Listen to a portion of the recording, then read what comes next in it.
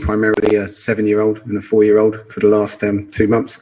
So nice to teach some physio, some health professionals, some adults. We're going to look at the etiology of running injuries for our first talk.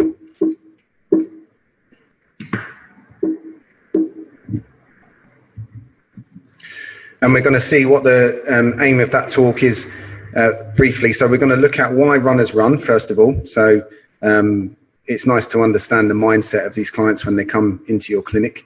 We're going to look at the injury risk, and the injury risk is pretty high. So we're going to look at why is that injury risk so high? What are the common lower limb injuries primarily that you're going to see with these individuals, and what factors might influence their injury risk the most? Muscle capacity, endurance and strength as well, if we've got those facilities in place. So it's important that you have a process. We mentioned that before. And our 3-step process really is looking at screening, loading, and then integrating that. As I mentioned already, we're going to manage to load in the screening stage. And when we get into the loading stage, really, we're looking at addressing strength deficits and conditioning strategies that apply specifically. So, again, the answers that we get to this have changed over the years. So what is the better predictor of injury? Is it someone's static posture, or is it the way that they move?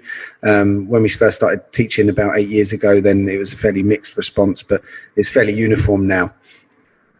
We can see from other areas that if you're looking at low back pain, for example, systematic review here showing no association with spinal curves and incidence of back pain. These are static positions. And same with the shoulder. You know, some studies will show that a protracted shoulder blade is linked with impingement. Some will show a retracted. So we look at rotation to the side that the leg is up. So in this case, Joe's going to rotate to the left. And then if you want to look at right rotation, you have to switch the leg around. We get a nice look at left versus right in this position. Sometimes it's a bit difficult to fully tell what's going on. So in this case, you can use a stick. So if I bring a stick up to the region, and then we're going to rotate to the right. Again, we switch legs and rotate to the left. The stick can give us a better vision.